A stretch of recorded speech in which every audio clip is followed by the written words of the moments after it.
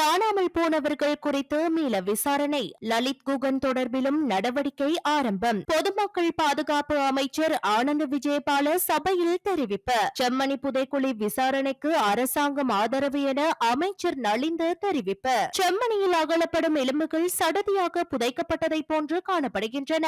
மரியாதையுடன் நல்லடக்கம் செய்யப்பட்ட இடமாக தெரியவில்லை. சிரேஷ்ட சட்டத்தரணி KS ரத்னவேல் கூறுகிறார். வடக்கு கிழக்கு இந்தியாவிடம் கொடுங்கள், தென்னிலங்கையை சீனாவுக்கு வழங்குங்கள் என்கிறார் செல்வம் MP. தமிழர்கள் சுமக்கும் இன அழிப்பின் வலி இழப்புகளை நான் அறிவேன், கனேடிய பிரதமர் மார்க் கார்னி கூறுகிறார். அமெரிக்க ஜனாதிபதி டொனால்ட் டிரம்பை நோபல் பரிசுக்கு பரிந்துரைத்தார் இஸ்ரேலிய பிரதமர். நோபல் பரிசு குழுவுக்கு அனுப்பி வைத்துள்ள கடிதத்தின் பிரதியையும் கையளித்தார். கென்யாவில் போலீசாரின் துப்பாக்கிச் சூட்டில் 11 ஆர்ப்பாட்டக்காரர்கள் பலி, 52 பேர் காயம். இந்தோனேசியாவின் லக்கி லக்கி எரிமலை வெடிப்பு, 11 மைல் உயரத்திற்கு சாம்பர். பெண் மற்றும் 2 குழந்தைகளை தாக்கிய செல்ல சிங்கத்தின் உரிமையாளர்கள் கைது.